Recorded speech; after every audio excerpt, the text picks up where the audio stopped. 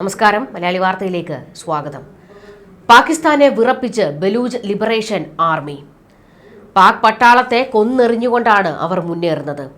മാത്രമല്ല, ബലൂചിസ്ഥാൻ മേഖലയിൽ റോന്തു ചുറ്റുന്ന പോലീസുകാരെയും തട്ടിയെടുത്ത് കൊലപ്പെടുത്തിക്കൊണ്ടാണ് ഇവർ അതിശക്തമായി തന്നെ വീണ്ടും പ്രക്ഷോഭം ആരംഭിച്ചിരിക്കുന്നത്.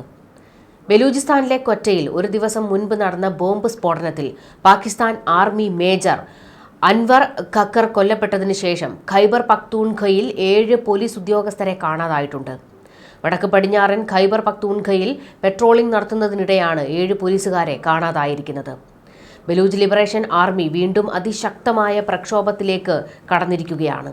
അതിർത്തികൾ അടച്ചുപൂട്ടാൻ പട്ടാളത്തിനോട് ഉത്തരവിട്ടിരിക്കുകയാണ് പാക് പട്ടാള മേധാവി അസിം മുനീർ. പാകിസ്ഥാൻ പട്ടാളത്തെയാണ് ബലൂച്ച് ലിബറേഷൻ ആർമി ലക്ഷ്യം വെക്കുന്നത്. അസിം മുനീറിനെ കൊന്നെറിയുക എന്നുള്ളതും അവരുടെ ലിസ്റ്റിലെ ഏറ്റവും പ്രധാനപ്പെട്ട ലക്ഷ്യങ്ങളിൽ ഒന്നാണ്. ഇതുകൊണ്ട് തന്നെ പാകിസ്ഥാനിലേക്ക്, അതായത് പട്ടാള ആസ്ഥാനത്തേക്ക് ബലൂച്ച് ലിബറേഷൻ ആർമിയിലെ ചാരന്മാർ നുഴഞ്ഞു കയറുന്നതിനുള്ള നീക്കമൊക്കെ നടത്തുന്നുണ്ട്. സദാസമയവും നിരീക്ഷണം ശക്തമാക്കിയിരിക്കുകയാണ് പാകിസ്ഥാൻ പട്ടാളവും പോലീസും.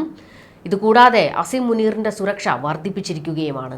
അഫ്ഗാനിസ്ഥാന്റെ അതിർത്തിയിലുള്ള സൗത്ത് വസീറിസ്ഥാൻ ജില്ലയിൽ പെട്രോളിങ്ങിന് പോയ പോലീസുകാരായിരുന്നു കാണാതായതെന്ന് ജില്ലാ പോലീസ് മേധാവി അർഷാദ് ഖാൻ വെളിപ്പെടുത്തി. അവരെ എല്ലാവരെയും അവിടെ നിന്ന് കാണാതായിട്ടുണ്ട്. ലദ്ദ പോലീസ് സ്റ്റേഷനിലെ 3 പോലീസുകാരായ ഇൻസാഫ്, ആബിദ്, ഇസ്മയിൽ എന്നിവരെ ലദ്ദ പ്രദേശത്ത് പതിവ് പെട്രോളിങ്ങിനിടെ കാണാതായതായി ഖാൻ പറഞ്ഞു. പുറമെ സർവകായ പോലീസ് സ്റ്റേഷൻ പ്രദേശത്തെ തങ്ക ചഗ്മാലി പ്രദേശത്ത് നിന്ന് സബ് ഇൻസ്പെക്ടർ അബ്ദുൾ ഖാലിഖ്, കോൺസ്റ്റബിൾ ഇൻഫാനുള്ള ഹബീബുള്ള, ഇമ്രാൻ എന്നീ 4 പോലീസുകാരെയും കാണാതായിട്ടുണ്ട്. കാണാതായ ഉദ്യോഗസ്ഥരെക്കുറിച്ച് ഇതുവരെ ഒരു വിവരവും ലഭിച്ചിട്ടില്ല എന്നും സൈന്യം തിരച്ചിൽ തുടരുകയാണെന്നും അദ്ദേഹം പറഞ്ഞു. അതേസമയം കഴിഞ്ഞ ദിവസം നടന്ന പാക് ആർമി മേജറുടെ കൊലപാതകത്തിന്റെ ഉത്തരവാദിത്തം ബലൂച്ച് ലിബറേഷൻ ആർമി ഏറ്റെടുത്തിട്ടുണ്ട്. BLAയുടെ പ്രത്യേക യൂണിറ്റായ സ്പെഷ്യൽ ടാക്ടിക്കൽ ഓപ്പറേഷൻസ് സ്ക്വാഡാണ് ഈ നടപടി നടത്തിയത് എന്ന് BLA വക്താവ് സിയാൻഡ് ബലോച്ച് പ്രസ്താവന ഇറക്കി.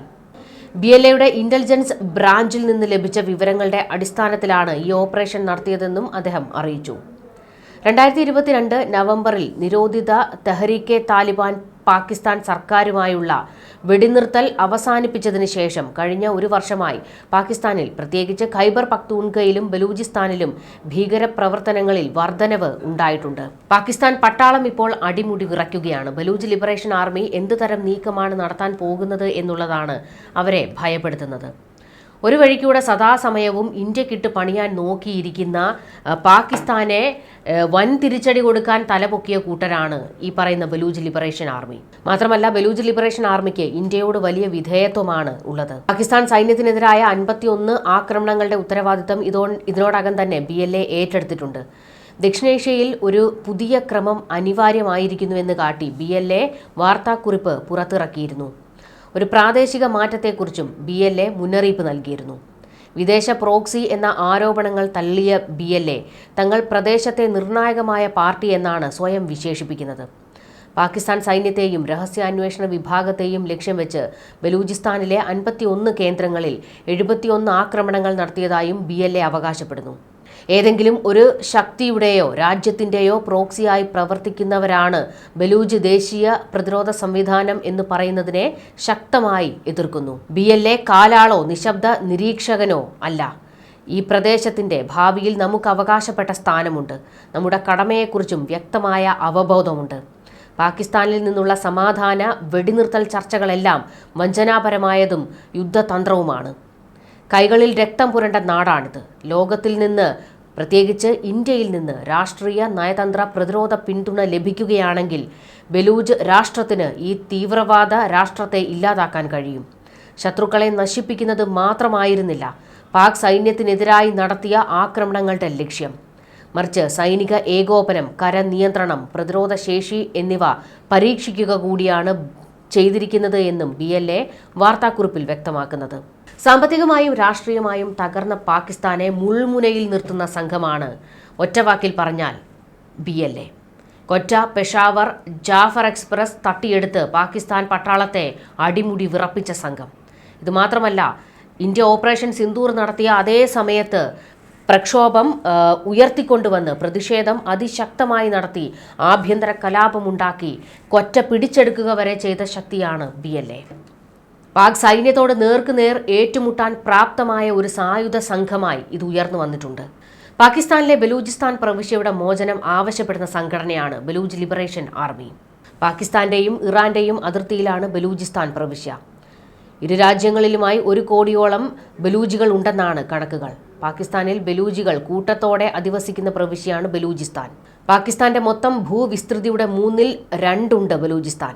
എന്നാൽ ജനസംഖ്യയുടെ 5% മാത്രമാണ് ഇവിടെയുള്ളത്. പ്രകൃതിവാതക നിക്ഷേപവും ഇരുമ്പ്, സൾഫർ, കൽക്കരി, മാർബിൾ തുടങ്ങിയ ധാതുക്കളും കൊണ്ട് സമ്പന്നമാണ് ഈ മേഖല. പക്ഷേ വികസനത്തിന്റെ കാര്യത്തിൽ ഏറ്റവും പിന്നിലാണ് ബലൂചിസ്ഥാൻ. അതുതന്നെയാണ് പ്രധാന പ്രശ്നവും. മേഖലയെ സാമ്പത്തികമായി ചൂഷണം ചെയ്യുന്ന പാക് സർക്കാർ ബലൂജ് ജനതയെ അവഗണിക്കുകയാണെന്ന ആരോപണങ്ങൾക്കും പ്രതിഷേധങ്ങൾക്കും പതിറ്റാണ്ടുകളുടെ പഴക്കമുണ്ട്. BLAയിലൂടെ ഇടയ്ക്കിടെ മുഴങ്ങിക്കേൾക്കുന്നത് അത്തരം പ്രതിഷേധമാണ്.